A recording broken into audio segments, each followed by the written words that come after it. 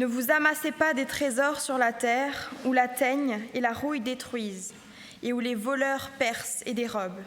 Mais amassez-vous des trésors dans le ciel, où la teigne et la rouille ne détruisent point, et où les voleurs ne percent ni ne dérobent.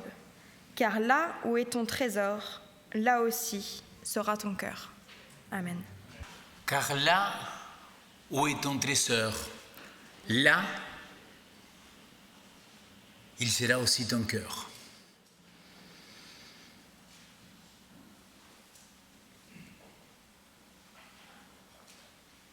D'accord ou pas d'accord?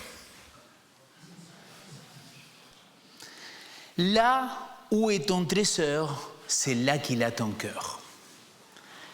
Début d'année, et Nicolas il nous a parlé des nouvelles résolutions. Pas tout à fait, mais généralement on commence comme ça l'année. Et ma question c'est, et cette année-là nous avons commencé comment?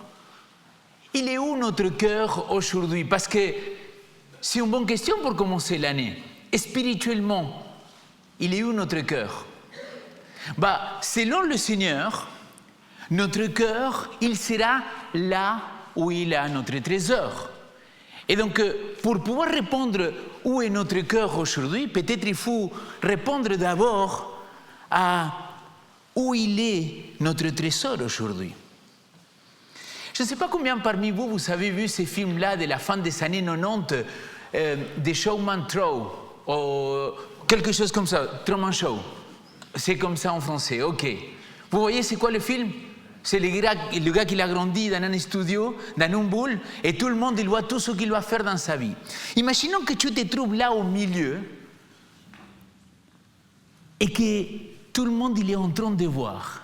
Est-ce que les gens ils pourront dire son trésor, il est en Dieu. Son cœur, il est en Dieu. Je me suis posé cette question cette semaine. En préparant ce message-là pour le commencement de l'année, je me suis dit, sincèrement les amis, on aime beaucoup dire « Mon cœur, il est avec Dieu ».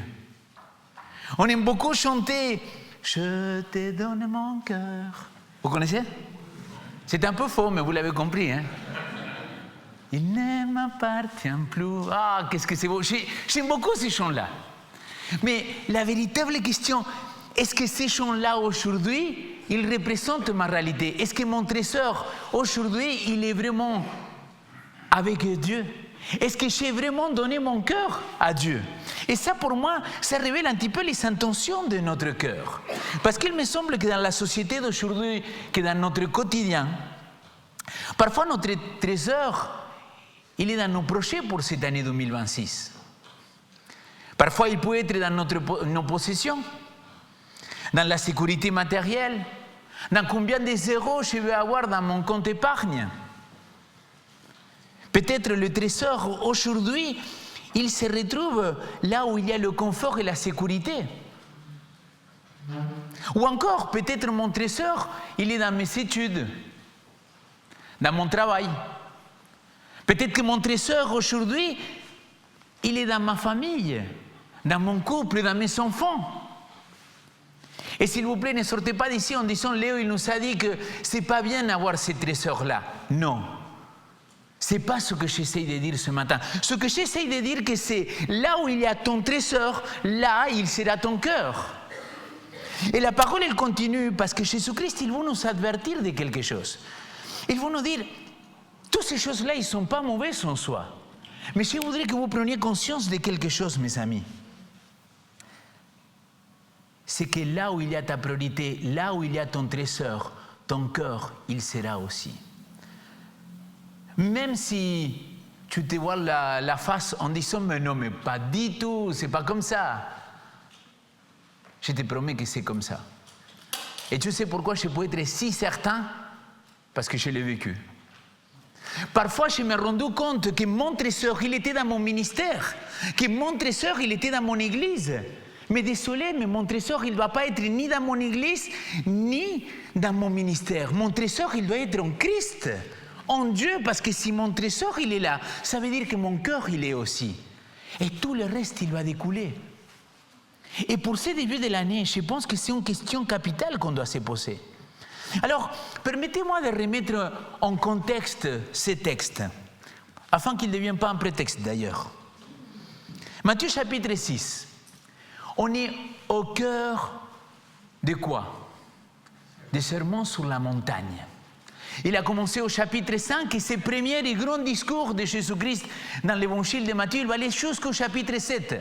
Et au milieu, il va mettre quelque chose de capital. Au milieu, Jésus-Christ, il va centrer son message sur un passage dans lequel il va parler comment vivre vraiment avec Dieu. Et quel meilleur message pour ce début d'année 2026 de commencer comme ça. Comment faire pour mieux vivre avec Dieu pendant ce 2026. Et là, si vous reprenez le chapitre 6, des versets 1 à 4, il va parler de la manière de donner, le don. Et il va dire, écoute, mon cher frère, ma chère sœur, si tu donnes avec ta main droite, que ta main gauche, il ne sait pas ce qu'il a donné. Et que si tu donnes avec ta main gauche, ta main droite, il n'a pas besoin de savoir. Et donc, il va parler des principes des données. Deuxièmement, il va parler des principes de la prière. Un des passages les plus connus pour nous. Il va faire et il va dire « Notre Père ». Et troisièmement, de versets 16 à 18, il va parler des jeûnes. Le jeûne.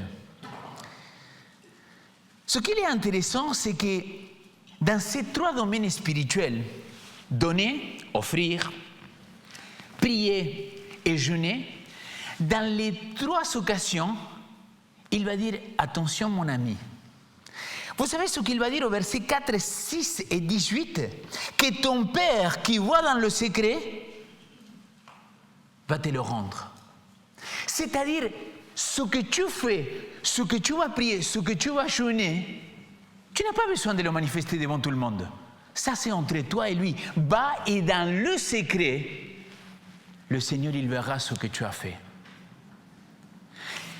Le texte, il continue. Et si Dieu, il nous parle de cela, c'est parce que il veut regarder notre cœur. C'est comme si Jésus-Christ, il est en train de dire, écoute mon ami, quelles sont les vraies motivations de ton cœur aujourd'hui? Pourquoi ce matin tu es là aujourd'hui? Qu'est-ce qui te motive à être ici? Qu'est-ce qui te motive à me suivre? Parce que là où il a ton trésor, là il sera ton cœur. Et si le Seigneur il nous interpelle ce matin, c'est pour nous demander et nous dire, Léo, vraiment dans ces fins d'année, dans ces débuts d'année, est-ce que tu es sûr que ton trésor il était mis sur moi? Parce que c'est là qu'il va être ton cœur, Léo.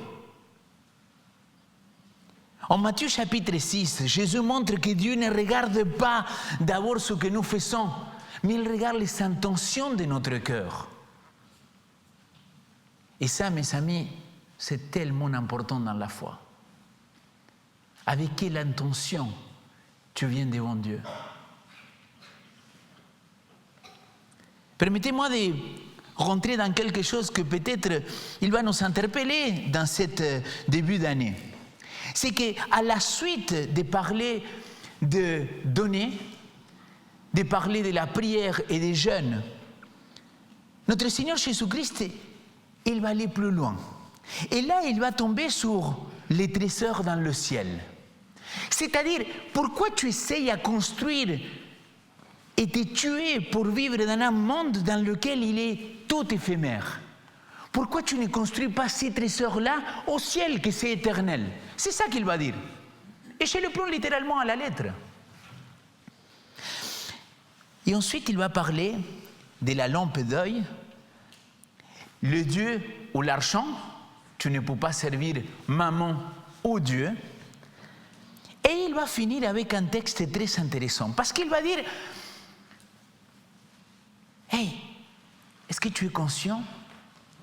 Est-ce que tu es conscient que si tu cherches d'abord le royaume de Dieu et sa justice, tout le reste, il viendra par surcroît.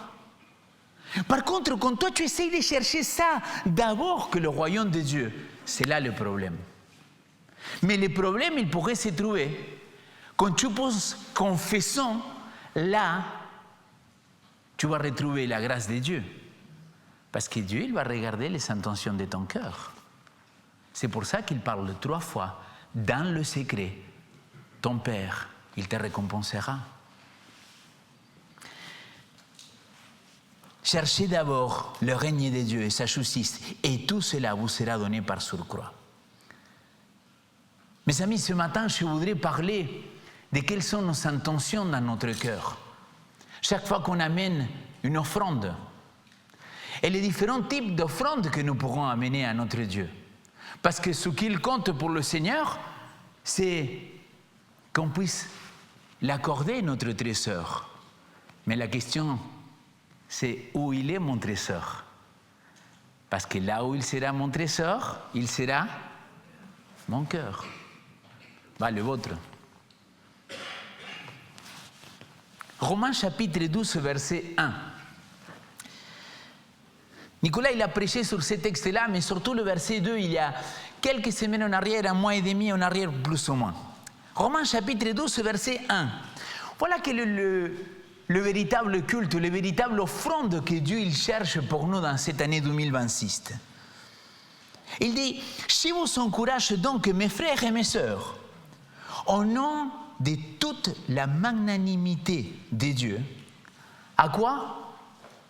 À offrir votre corps comme un sacrifice vivant, saint et agréé de Dieu. Voilà quel sera pour vous un culte conforme à la parole. »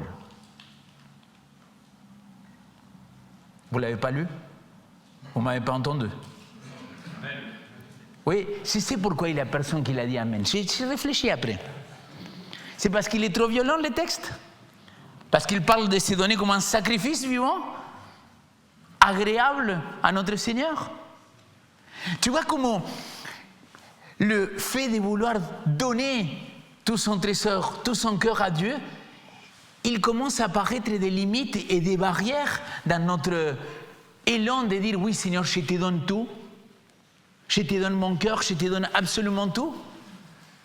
Pour moi, ce sont des paroles que je prends sérieusement.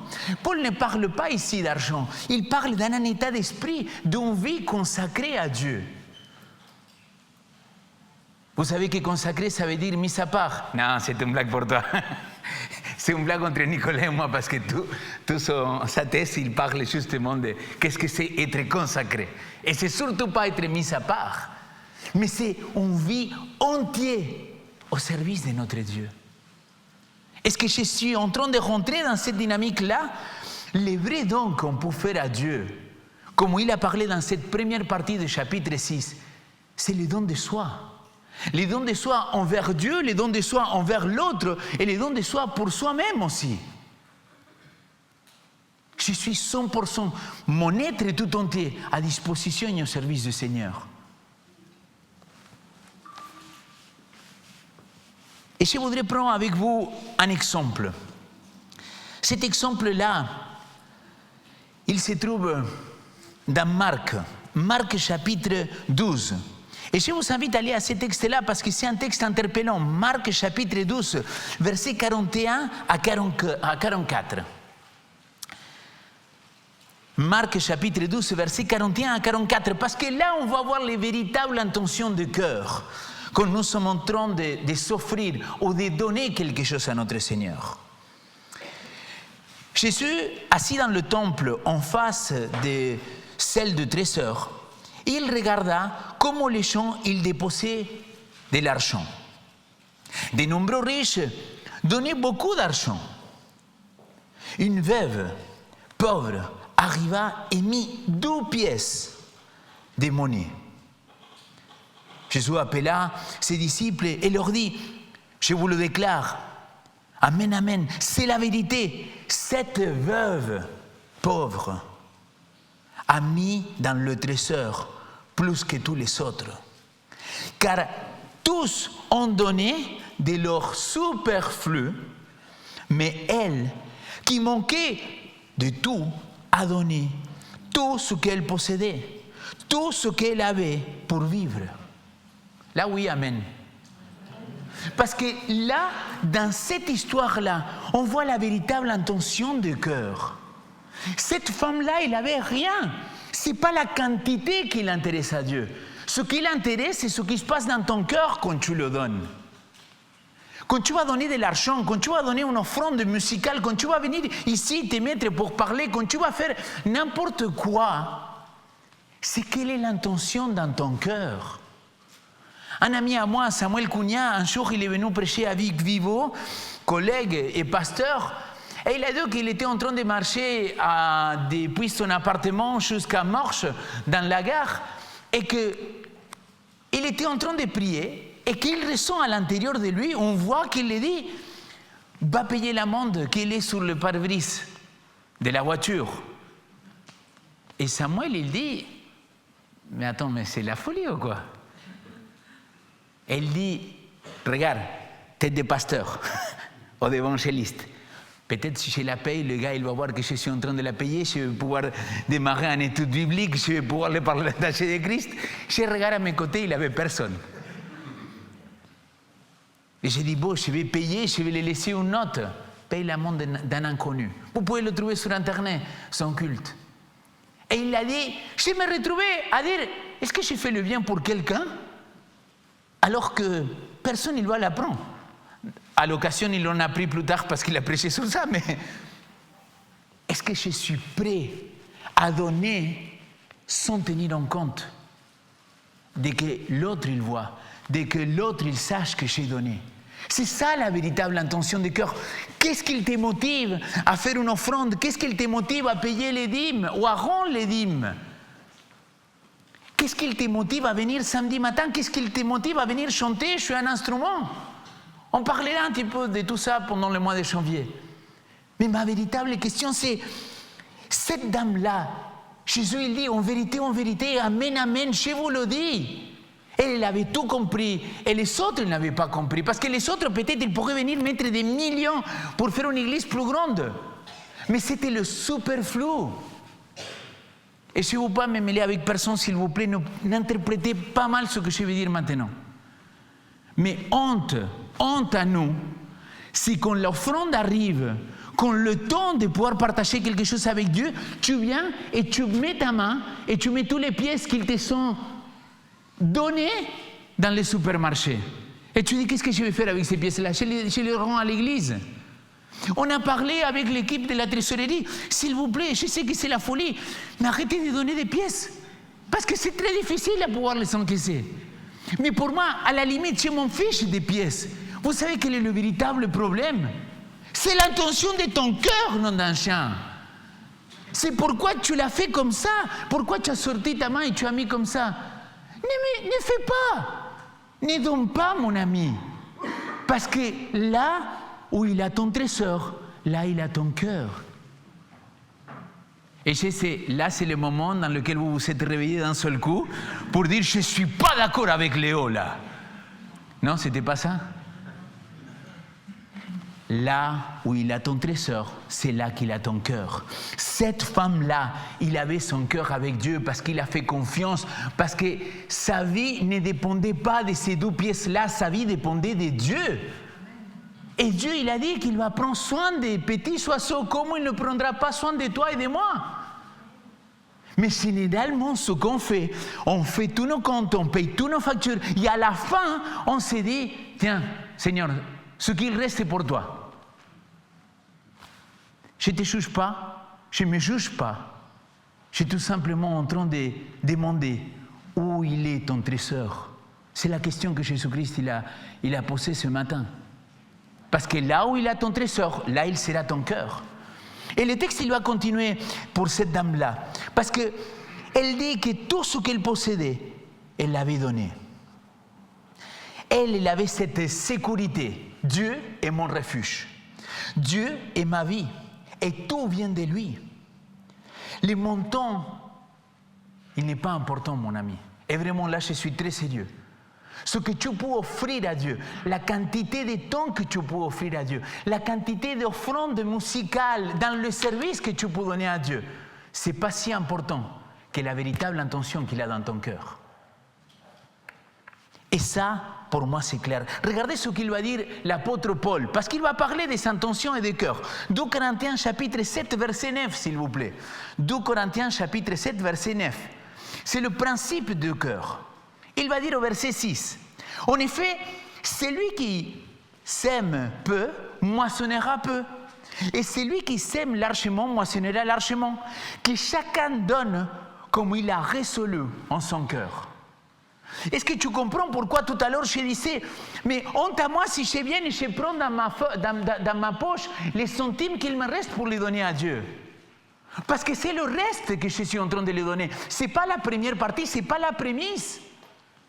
Et il a dit que chacun il donne ce que Dieu il a mis dans son cœur. Et vraiment, et je ne rigole pas, là je ne suis pas en train de parler que d'argent, je suis en train de parler de notre vie tout entière. Les amis, parfois les gens ils viennent et me disent, non mais tu te rends compte Léo, et le samedi parfois il peut être un peu long, on vient à 9h30, 10h du matin, tu parles quand les gens ils arrivent à l'heure, pardon, je ferme la parenthèse. Et le pire, c'est que après c'est long, à midi on vous rentre pour manger. Et moi je me dis, waouh, parce que si tu quantifies le temps de la semaine, combien de temps tu passes chez toi, combien de temps tu passes à la télé, sur Internet, sur le réseau, combien de temps tu passes au travail, combien de temps tu passes avec ta famille, et combien de temps tu consacres finalement à Dieu pour le servir? Vous vous rendez compte comment on est tellement limité quand on dit « Oui Seigneur, je te donne tout, je te donne mon cœur ». Je veux le vivre. Je ne veux pas que ça reste une théologie dans la tête, qu'il passe au cœur et qu'il passe dans les actions. Je voudrais voir une église remplie. Nous voudrions voir une église qu'on devrait faire 3-4 services parce qu'on n'arrive pas, qu'on devrait multiplier les communautés. Mais au lieu de ça, désolé, je n'ai pas le temps. Pas de problème. Mais qu'est-ce que Dieu il a mis dans ton cœur? Qu'est-ce que tu avais résolu en amont pour accorder à Dieu? Dans la Bible, il y a différents types d'offrandes. Et parmi ces différents types d'offrandes, il y a les offrandes qui sont les offrandes de reconnaissance, comme par exemple les prémices.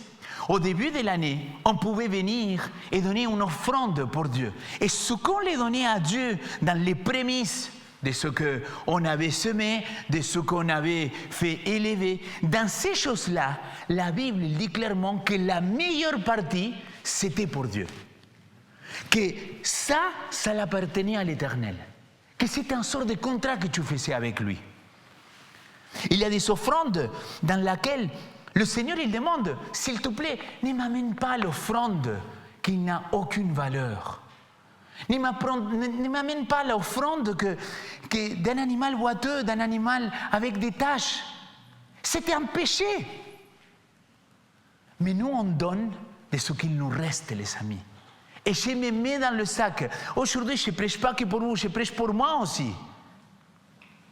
On donne à Dieu ce qu'il me reste de temps. On donne à Dieu ce qu'il me reste de l'argent. On donne à Dieu ce qu'il me reste de force dans la semaine. Est-ce qu'on ne devrait pas faire le contraire et dire, voilà Seigneur, je veux te mettre en première dans cette année 2026. Et je veux résoudre dans mon cœur, je veux prendre la résolution que tu vas être le premier dans mes finances, que tu vas être le premier dans mon temps, que tu vas être le premier dans mon argent, que tu vas être le premier aussi dans mes talents. C'est exactement de ça que Jésus-Christ il est en train de parler, de cette notion de donner le meilleur. Nombre chapitre 18, verset 29, dans ces offrandes-là, il dit, vous ferez le prélèvement du Seigneur sur tout ce qu'il y a de meilleur et vous prélèverez une portion consacrée. Et si Dieu aujourd'hui il nous appelle à vivre un temps d'intimité avec lui, dans le secret, est-ce que vous comprenez que je suis en train de parler de ça ce matin et jamais de la vie je me permettrai d'aller voir dans votre compte bancaire combien vous avez donné ou pas. Même si on était en Truman Show, comment c'était? Truman Show, Truman Show. Même si c'était le cas, ça ne m'intéresse pas. Vous savez pourquoi? Parce que ça c'est entre vous et Dieu. Mais ça fait combien de temps que vous n'entendez pas prêcher sur faire un pacte avec Dieu? Personnellement, c'est un concept qui me dérange profondément. Mais en lisant la parole, parfois la parole, il me met des claques. Et la parole, il parle de faire des pactes avec Dieu. Il parle de dire, écoute Seigneur, je m'engage avec toi. Et je vais faire ça dans le secret, sans que personne ne l'apprenne. Et je vais faire ça pour toi. Et si je fais ça pour toi, je vais m'engager à que tu fasses ça et ça et ça pour moi. Tu te dis, mais attends, mais c'est des chantages ça, non? Bah, je ne sais pas, allez lire la parole de Dieu et on discute après. Et si on pourrait commencer cette année-là avec un pacte avec Dieu, dans le secret, avec lui, dans l'intimité, sans que les autres l'apprennent. Et si tu faisais un pacte avec Dieu, et tu lui dis, Seigneur, je vais faire un pacte avec toi. Je voudrais te mettre d'abord parce que je voudrais que mon trésor, c'est en toi. Parce que si mon trésor, il est en toi, ça veut dire que mon cœur, il est là avec toi. Et le Seigneur donnera ce que ton cœur désire. Si tu fais de lui tes délices.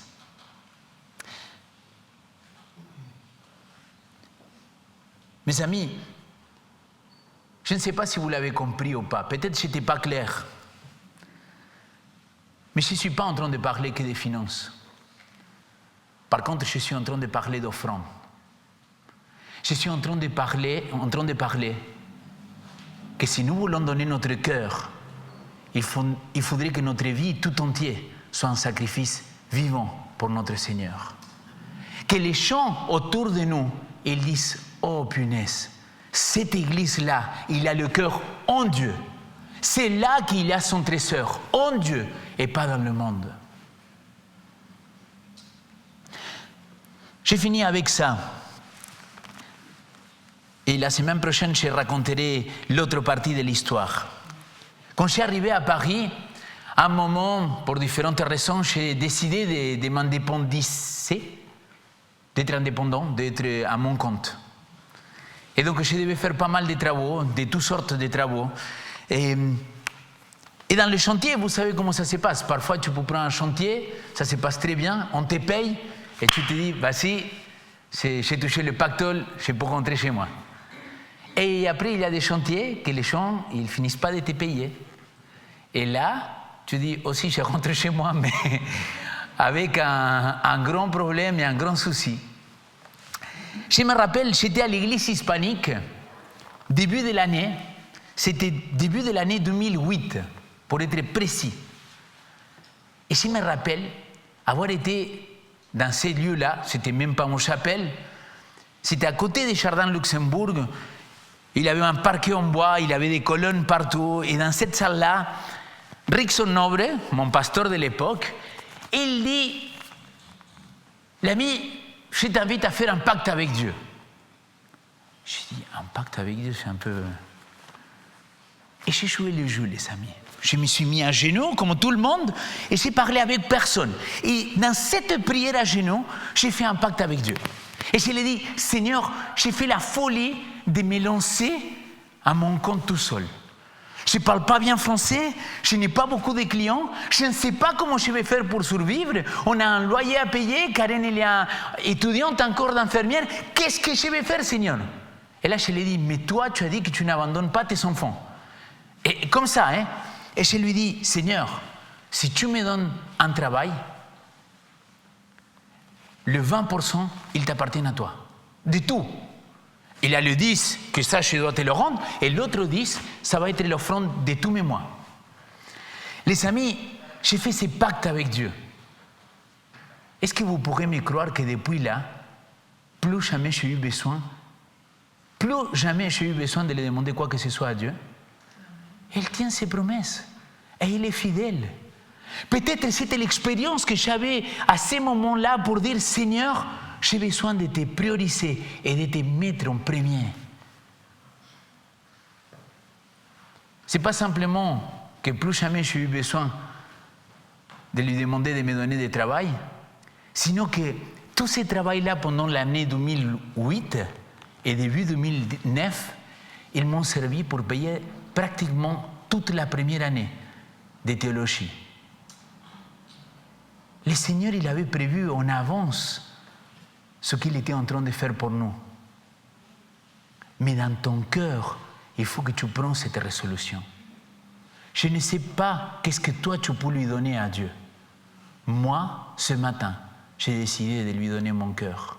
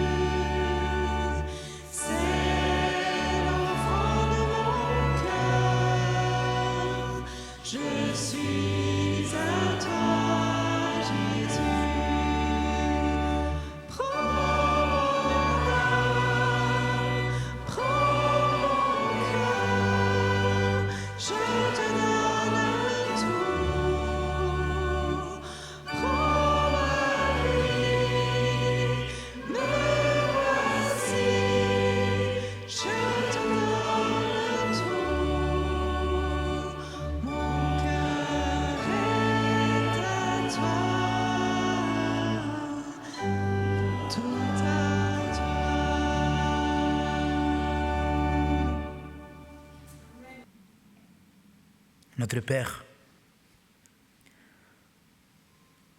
toi qui il est omniscient, toi que tu vois tout, Seigneur, toi que tu connais le nombre de nos cheveux, toi qui connais comme personne quelles sont les motivations de notre cœur. Ce matin, nous venons vers toi pour te demander pardon pour toutes ces fois qu'on ne t'a pas mis en premier. Pour toutes ces fois que nous avons semé peu. Pour toutes ces fois, Seigneur, qu'on a laissé le reste pour toi. Le reste de notre vie, le reste de nos finances, le reste de nos talents, le reste de notre temps. Je voudrais te demander pardon, Seigneur. Je te prie aussi de pardonner chaque membre de notre communauté. Et Père, peut-être il y a quelqu'un que ce matin, il avait besoin de faire alliance avec toi, de faire un pacte avec toi. Pas pour faire des chantages, mais parce qu'il a besoin de connaître à quel point, pour toi, le plus important, c'est que nous cherchons d'abord le royaume de Dieu et sa justice, et tout le reste viendra par surcroît. Je te prie, Seigneur, dès maintenant, de bénir les différents types d'offrandes qu'on a peu et qu'on pourra amener pendant toute cette année 2026. Et que pour commencer cette année-là, Seigneur, ces offrandes de gratitude, ces prémices que nous voulons amener vers toi, ça puisse être bénis au nom de ton Fils Jésus-Christ, Seigneur. Bénis mes frères et mes sœurs dans l'abondance. C'est ma prière au nom de ton Fils Jésus-Christ. Amen.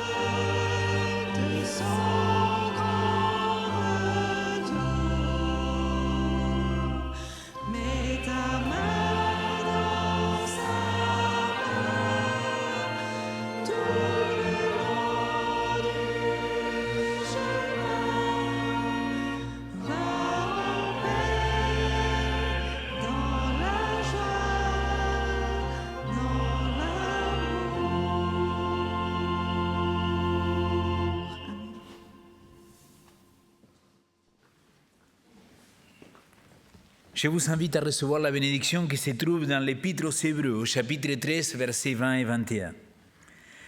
Que la paix, que le Dieu de la paix, qui ramenait d'entre les morts le grand berger, par le sang d'une alliance éternelle, notre Seigneur Jésus-Christ, vous forme en tout ce qui est bon pour faire sa volonté. Qu'il fasse en nous ce qui lui est agréable par Jésus-Christ, à qui soit la gloire à tout jamais. Amen.